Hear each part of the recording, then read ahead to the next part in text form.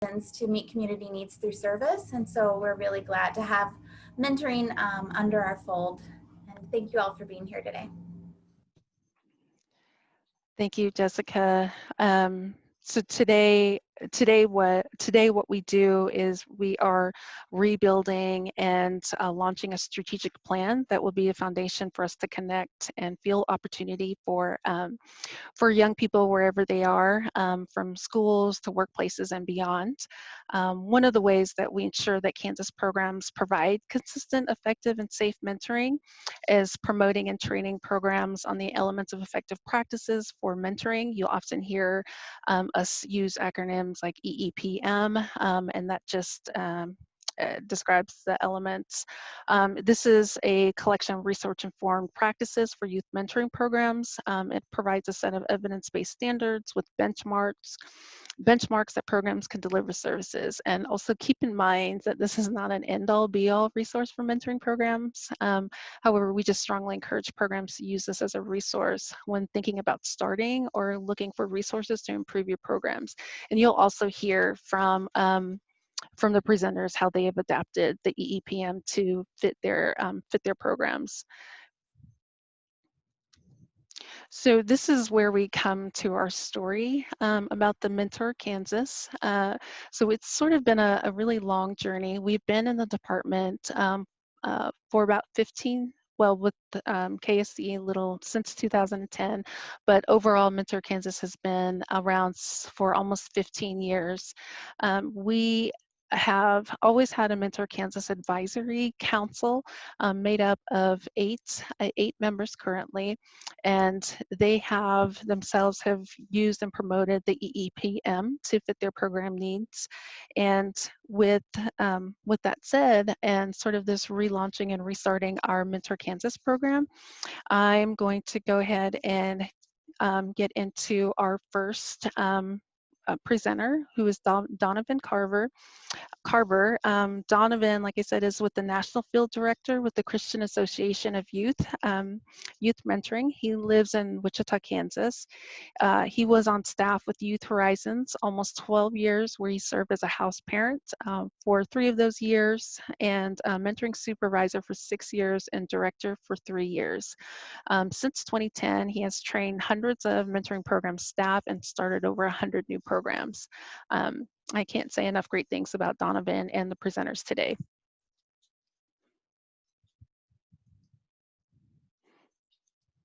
Donovan, you should have access to share your screen. Great. All right, give me just a second here as I get my presentation up here.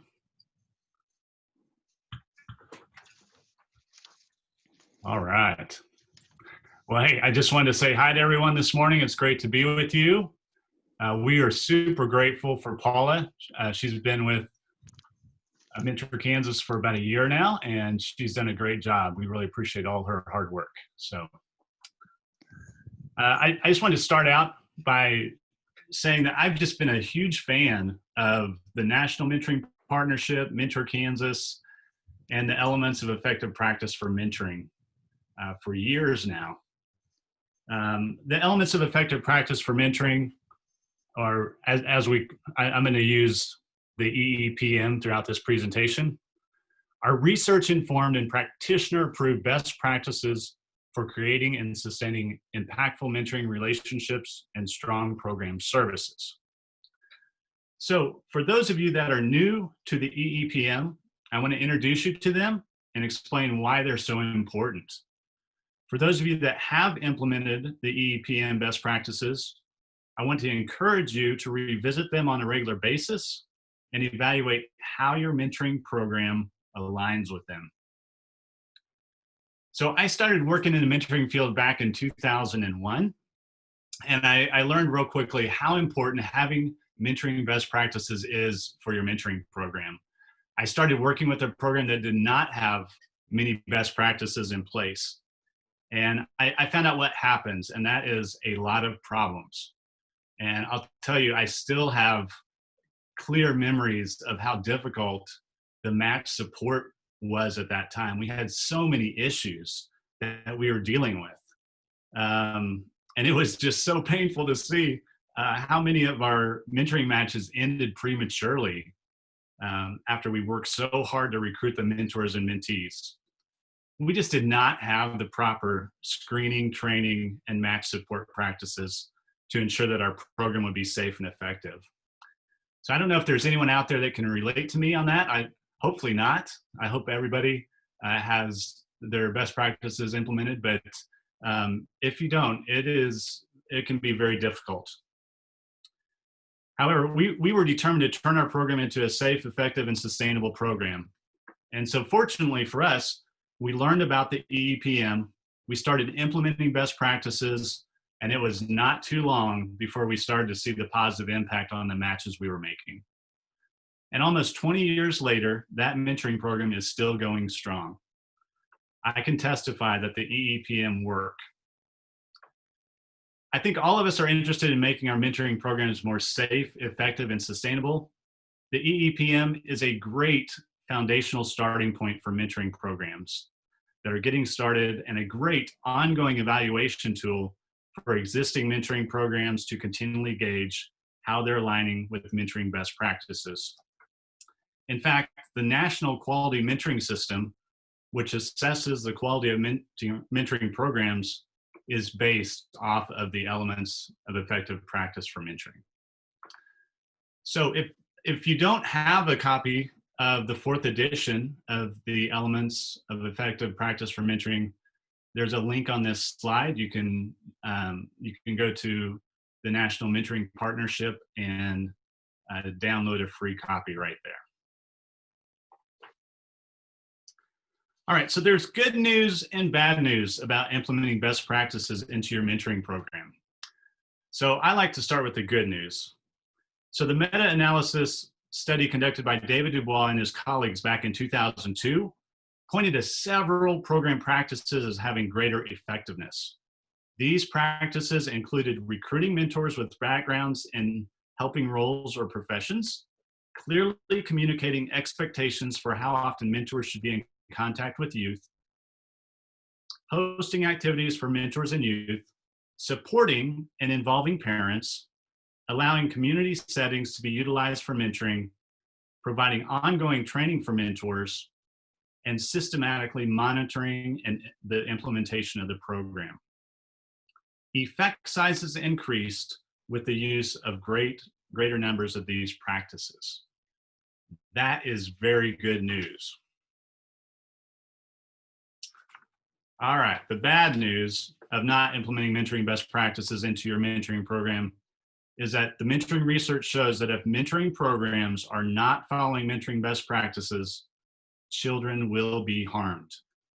This is why implementing the best practices from the EEPM is so important.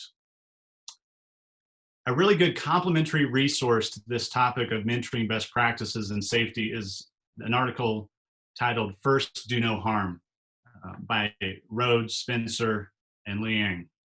The article looks at the ethical principles of youth mentoring relationships. To drive this important point home, I want to share an excerpt from First Do No Harm that explains how children are harmed in mentoring programs. So bear with me, I'm gonna read through this.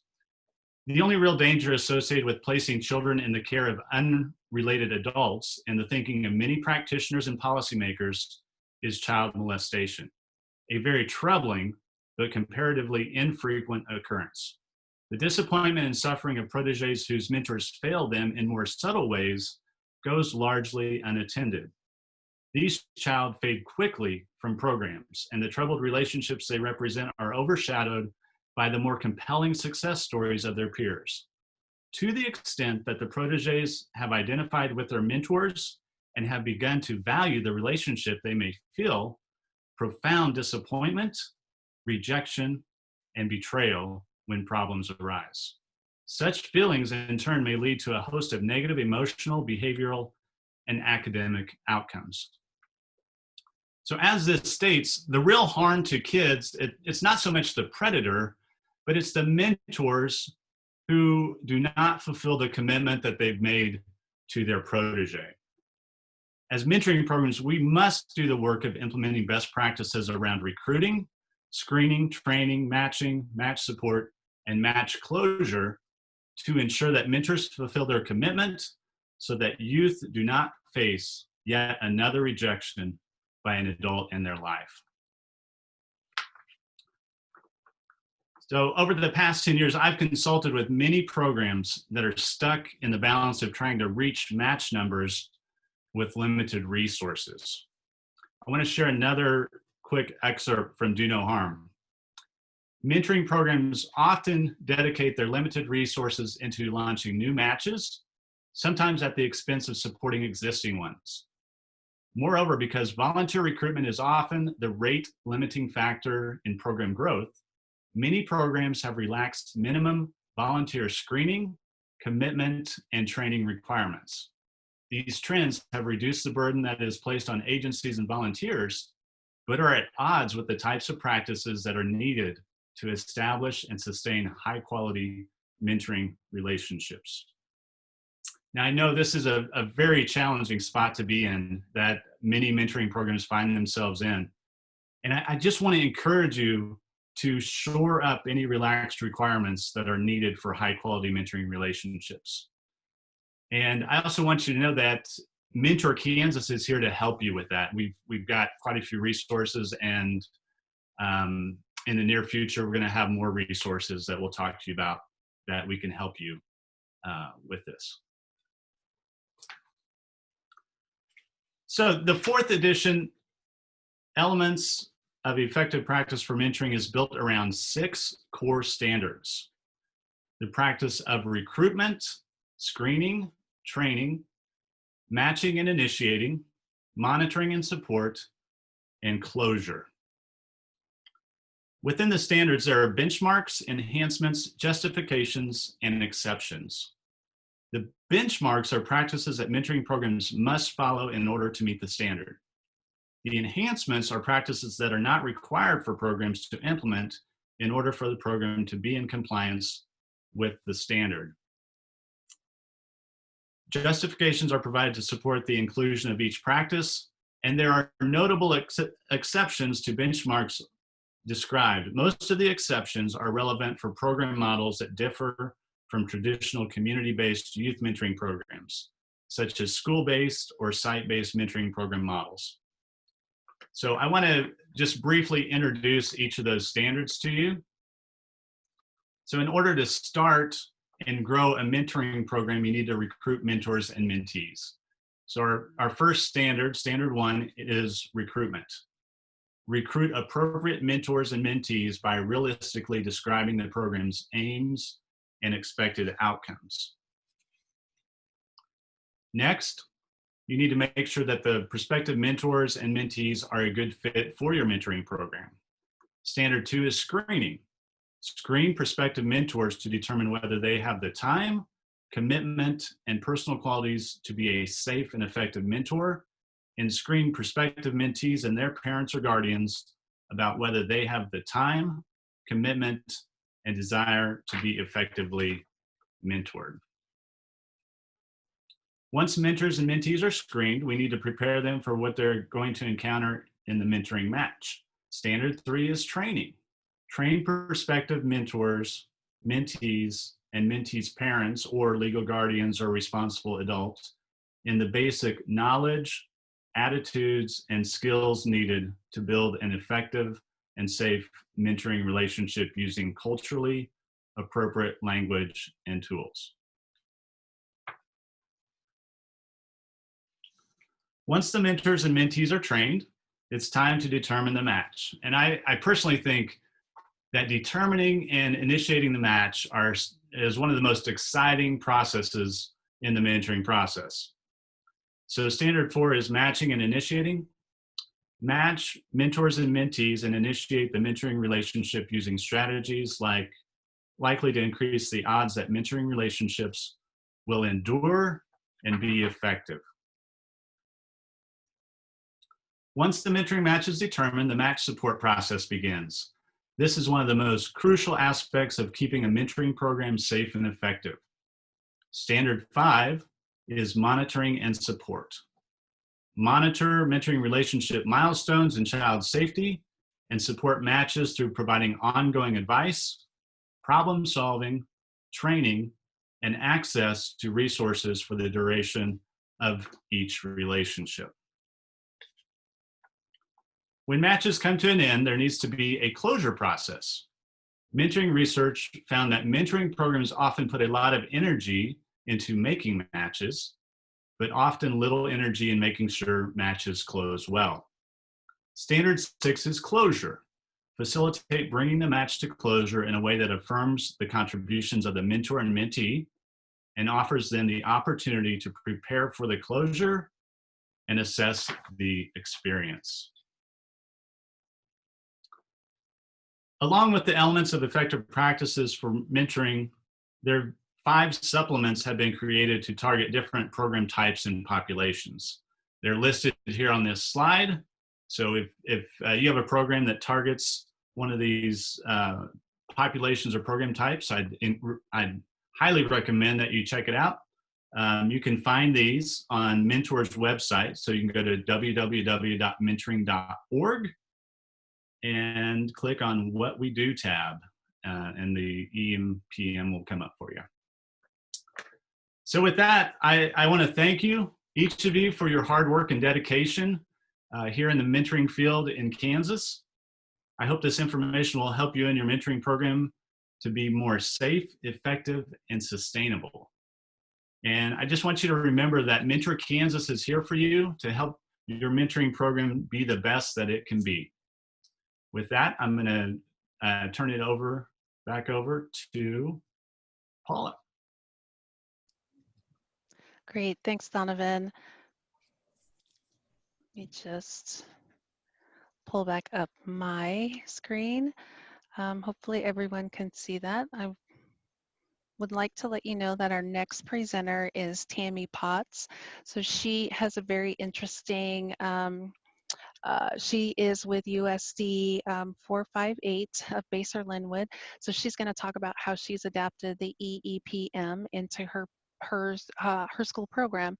So Tammy, if you are ready to go, we're ready for you. Absolutely. Good morning, everyone.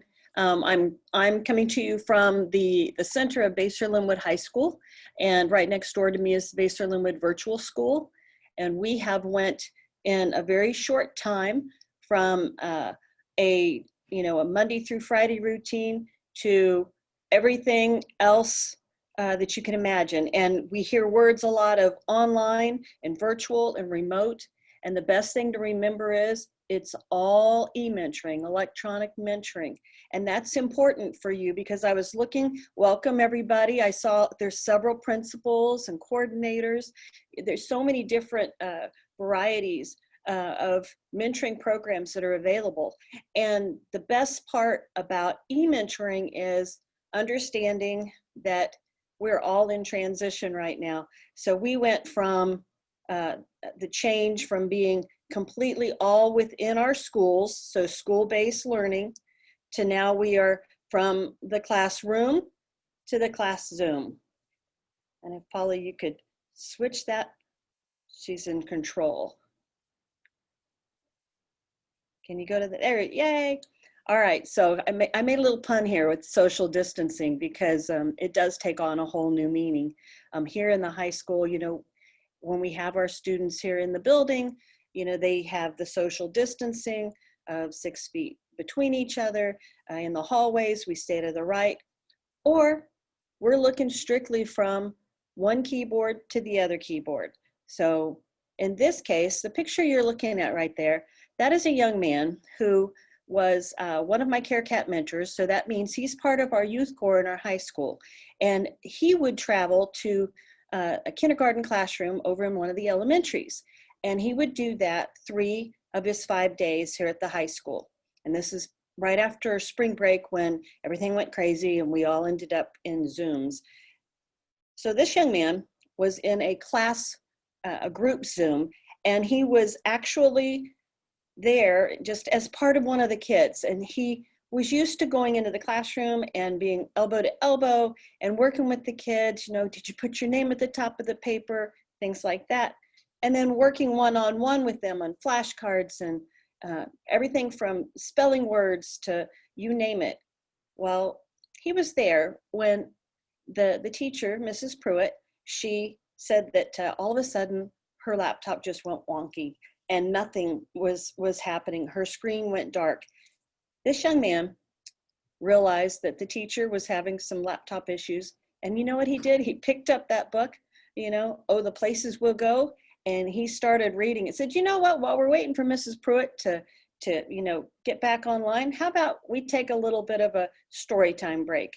And because of that, we're now doing something called CareCat Story Time. We record those videos, and now our teachers in the district can include them in their Zooms. So social distancing, yes, it does take on a whole new meaning, but the best part about this is we are in discovery. This is almost like a pilot project for us. I've been doing this for 20 years, but honestly, that young man there with the book, you're seeing that a lot in our classrooms, or pardon me, in our class Zooms.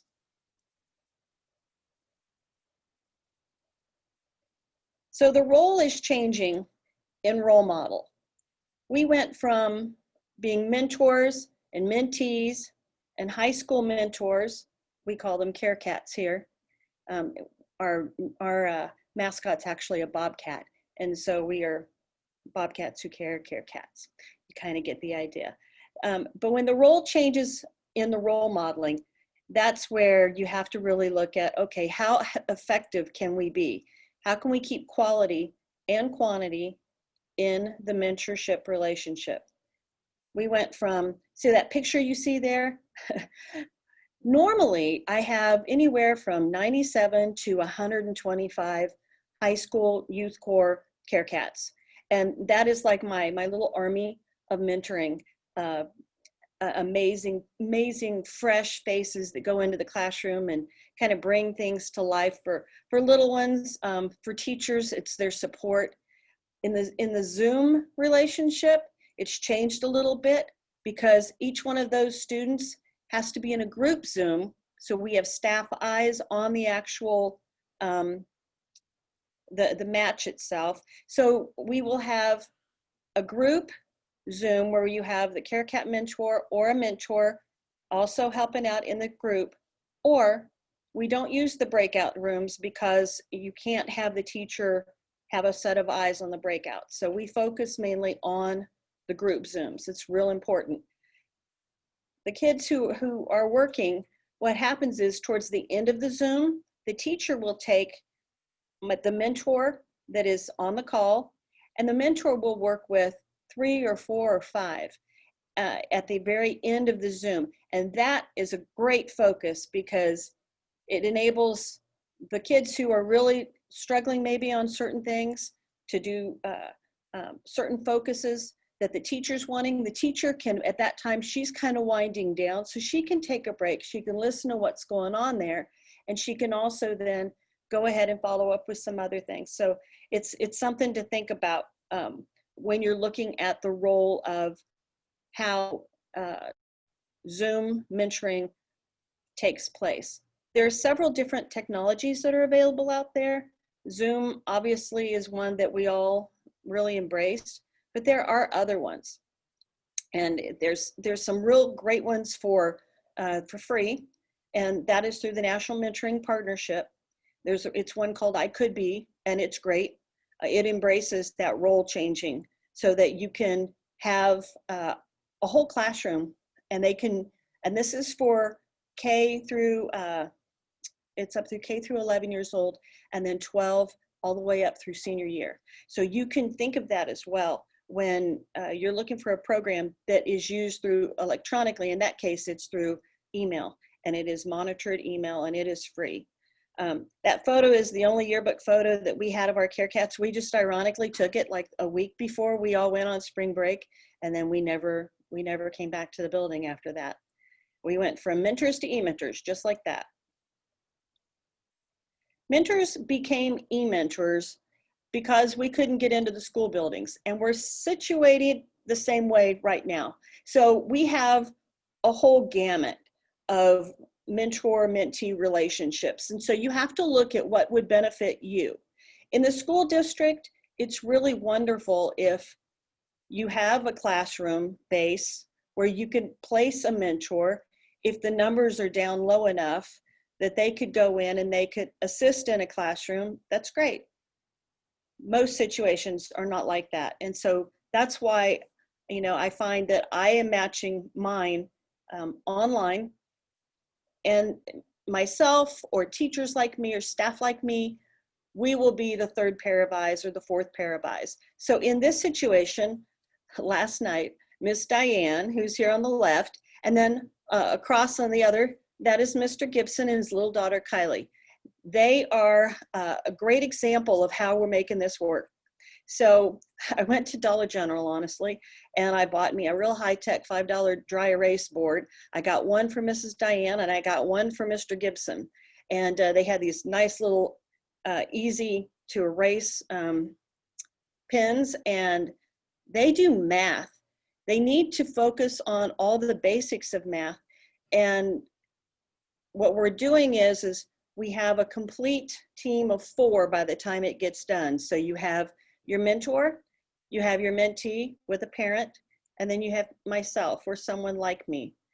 I host the meeting, so I just make sure everything gets set up and ready to roll. And for the most part, we do pretty well. Every now and then, I don't know why, but we will lose the screen. The screen will go dark on one of the calls. So sometimes we've had to stop what we're doing, and I will, get another link established, and we'll just try that again. So Donovan had made mention of e-mentoring. This is one of those booklets that are all within the EEPM. This will cover anything that has to do with online. So if you're looking at trying to put together a program during the time of COVID, please do so. I think it's a great opportunity. Think of a pilot project. Think of ways where you could make it effective for you, and take a look at where your needs are in your building. Where are your weaknesses? Where are your strengths? And then look at your timetable. Certain things can be very magical in making mentoring work. And that is if you have an enthusiastic partner. So if you're looking at this and you're gung-ho, and you're thinking, all right, I'm gonna, make sure that I have all my ducks in a row, go to EEPM, go to that National Mentoring Partnership website, take a look at all of the resources that are there. But mostly, thank you for being on board with us today with Mentor Kansas, because on behalf of Paula and Jessica, they work so hard to make sure that people know we're here. I want you to know we're here. I'm a phone call away, I'm an email away. We've been doing this program here in our school district since '99, so we've had a lot of changeover from when we first initiated as Youth Friends to what we are now. And that's because Youth Friends in the greater Kansas City area, they changed hands, and that was in 2013. So we went ahead and said, you know what, we're gonna just keep doing this. We, at that point, were following the gold star, the benchmarks that were set down by Mentor Kansas. And it's some very simplistic standards, but it really makes you focus on quality steps to make sure that you're running a safe program. Thank you for being with us today, and I'll pass it back to Paula. Thanks, Tammy. I know in previous discussions that we've talked about, I've had questions around legalities around how do you get permission for e-mentoring and that stuff. So we could definitely have that conversation in another session or something. Absolutely. Liability, risk management is a key. And the EEPM speak to risk management specifically, but liability is very important, which is why in the school setting, we need that third set of eyes. Great. Thanks, Tammy. So important to the work that we do, and important for mentoring programs to also be supported in schools and workplaces are community partnerships. So with that said, our next presenter is Sophie Archuleta with Communities in Schools. So Sophie, if you're ready. I'm ready. Great. All right. Good morning, everyone. I am Sophie Archuleta. I am with Communities and Schools of Mid-America. I have been at Communities and Schools for, I'm going on my 7th year, so a chunk of time. We are part of a national nonprofit, and we are, a school-based dropout prevention organization. We are the nation's largest and most effective organization dedicated to keeping kids in school and helping them succeed in life. We, Communities and Schools of Mid-America, our affiliate is actually celebrating our 25th year. And then our national organization has been around, I believe, around 45 years. So we're one of the best kept secrets. So we're hoping not to be a secret anymore. So we are school-based, so our staff work within the schools, connecting kids and their families to community resources. So we do a lot of things within the school. We provide clothing closets, resource closets. We do one-to-one mentoring with students with our staff, but then we also connect our students to supports within the community. So we are communities in schools. We're bringing that community to the school. So some of our programming does involve mentoring. It's just a little bit of what we do as an organization, but it is an important piece. So as an organization, we believe that there are 5 basics that all children need. And the first one is a one-on-one relationship with a caring adult. The second is a safe place to learn and grow. The third is a healthy start and a healthy future. The fourth is a marketable skill to use upon graduation. And finally, we have a chance to give back to peers and community. Now, at the top of our list is a one-on-one relationship with a caring adult. So while the majority of our staff do fill this role, we also connect students with other mentoring opportunities like our Lunch Buddies program, where community volunteers come in and have lunch with our students in a mentor capacity. We have recently started up a developmental relationships program, which is a research-based mentoring program. We also have tutors within our programming, which act as mentors. And then lastly, we also connect our students to other mentoring organizations. So Big Brothers, Big Sisters, Boys and Girls Club, we are making sure that, if a resource is provided within the community, that our students have the opportunity to benefit from that already invented resource. We don't like to reinvent the wheel. And so we like to refer and connect to existing programming.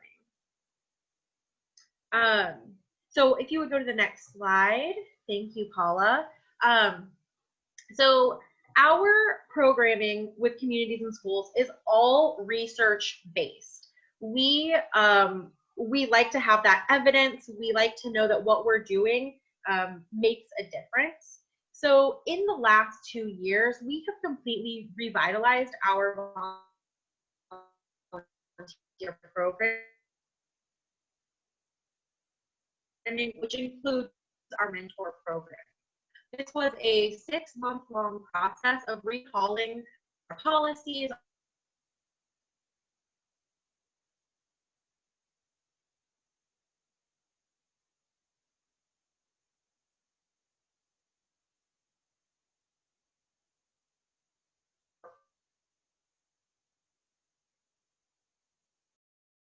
practices that EEPM is a wonderful, wonderful resource.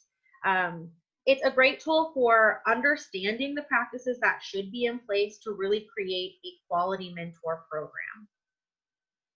All right, well, that is all that I have. So I'm gonna give it back to you, Paula. Great, thank you. So next up, we have Hannah Kosh. She is with the Boys and Girls Club and also serves as the Director of Grants. So Hannah, if you're ready, you can go ahead and take over. Thank you. Hi, everyone. As she said, I'm Hannah Koash, and I am the Director of Grants at the Boys and Girls Club of Lawrence. I have been serving on the Mentor Kansas Advisory Council for now plus years. And today I'm going to be kind of giving an overview about after school programming and how we utilize volunteers and mentors in our program. Next slide. So the Boys and Girls Club mission is to enable all young people, especially those who need us most, to reach their full potential as productive, caring, responsible citizens. At the club, we focus our programming in 3 areas: academic success, healthy lifestyles, and good character and citizenship. In Lawrence, we have 15 locations and we serve 3,000 kids yearly. So I'm sure that in all of your communities, you have something like a Boys and Girls Club, whether it be an after school program that is ran by the school district, or you may have something similar to a club. Next slide. I just wanted to give you a little bit of background on what supervision looks like for the youth that attend our programs. So we do have 200 staff that work in our programs yearly. We also engage around 120 AmeriCorps members and 200 volunteers yearly. Next slide. The Boys and Girls Club uses volunteers and mentors in a few different ways, so I'm going to kind of outline those for you. So we have 120 AmeriCorps members that serve in our community every year. Their goal is to help bridge the gap from the school day to the after school program. They're able to work with teachers, counselors, and principals throughout the day to ensure that youth can have all of their needs met during the after school program, just like they do during the school day. We have a group of members that focus on academic development, and then we have a second group that focuses on social emotional development. We also have ongoing volunteers. They commit to a 6-month term to serving with our youth. They are able to serve in 2 focus areas of academic programming and enrichment programming. We do also have groups of volunteers that come in for specific programming, such as sports teams from KU. The engineering department will come in and do some STEM activities, things like that. So those are our 3 main areas that we have mentors and volunteers serving in our organization. Overall, this has been a very successful model for us. We also do utilize the EEPM that my colleagues have shared with you guys today to ensure that we have a safe and effective program for the volunteers and mentors that are serving with our kids. So as you all know, COVID-19 has shaken everything up. So a question I hear often is, how are after school programs coping and handling with all of the new stressors that we have? The answer is that we have been on our toes for the last 6 months. We have gone from completely in-person programming to completely virtual, and then something in between. In March, we switched to a completely virtual environment when schools closed. We tried to recreate that Boys and Girls Club after school environment in a virtual world. We were able to impact a lot of youth using this medium, and we will continue to use e-mentoring for many years to come. Over the next year, I think we are going to see after school programs transition to completely virtual programming, a hybrid of both school and out of school time, and hopefully, cross our fingers, soon we will all be able to be back in schools together again. So what does this mean for volunteers and mentors in our programs? It's going to be different. It's going to look a lot different, just like everything else this year. But I do think it is important for us to engage volunteers throughout this year, whether that be in person or virtual experiences. What we do know is that it is very crucial that we still engage positive role models with our youth who are facing a lot of hardships right now. I think that's all I have to share, so I'll toss it back to Paula.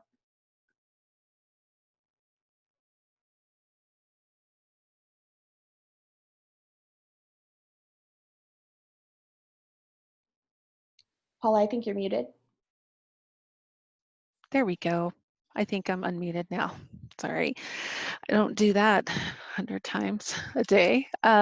So thank you, presenters Hannah, Sophie, Donovan, and I appreciate the overview of the elements of effective practices for mentoring and how each of the programs has really done something differently, especially as schools are are reopening and how you've transitioned from this in-person to virtual. I think that's really important for us to know as communities and workers in schools and workplaces, wherever that may be, on how mentoring can be effective and where mentoring can make a positive impact in your organizations. Just to kind of go over, Tammy, I appreciate what you said about e-mentoring and how it's working in your school district. And how you've used the virtual mentoring to support teachers in their classrooms, and how they've really and been a support for those folks. And Sophie, with giving that community perspective, perspective and support to schools and to other community partners. And Hannah, I appreciate what you talked about, what that looks like during the COVID-19 and how you've transcended. I loved how you said it. There's something in between the virtual, in-person, and what that is in between, and what that meant for volunteers. So with that, these are some additional resources. So you've heard all of the presenters at least mention the National Mentoring Program. So that first link is resources for mentoring programs during COVID-19. So there is several and lots of resources there. And we will also be having discussions around those resources coming towards the end of the year. We would like for programs and organizations to stay connected with us in schools. You can sign up for Mentor Kansas Connection, which is a monthly e-newsletter that comes out. And you can sign up for that at www.mentorkansas.org. And I apologize for that typo. Or you can email us at mentor@ksd.org, or email directly at psmith@ksde.org. And we also can be reachable by Twitter and Facebook if you just don't have time to read all the emails that will be coming out with.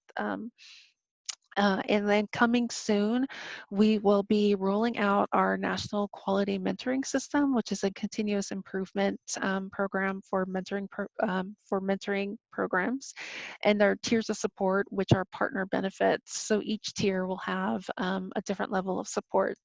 So that will be coming out here in the next couple of months, and we'll be rolling that out. So next month, we do ask that you join us if you would like, screening applicants for effectives. So Sophie Archuleta with Communities and Schools will be discussing strategies and best practices for determining that volunteer mentors are safe individuals to be working with young people. And I'll also if you decide to sign up, and I will make sure that you get access to the registration link. And just remember that you'll get the webinar recording with the slides, and then contact information for the presenters if you want to reach out to them directly. And now we'll just spend a couple of minutes in hangout time after this webinar. If you have specific questions for the presenters, they can answer them. Or if you just have some lingering thoughts you'd like to share, that would also be helpful for all of us. Or if you'd just like to give some feedback to me, that would be great too. And I hope you do stay connected with us and join us next month for the webinar. So presenters, I am going to stop sharing and welcome everyone to have a conversation with Sophie, Donovan, Hannah, and Tammy.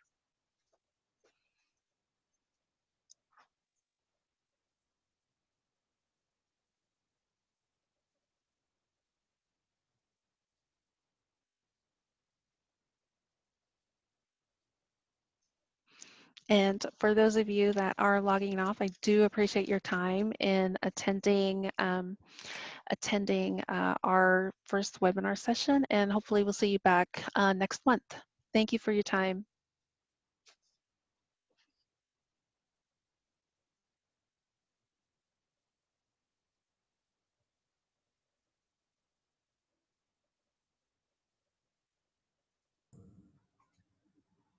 While we were presenting, the internet went down.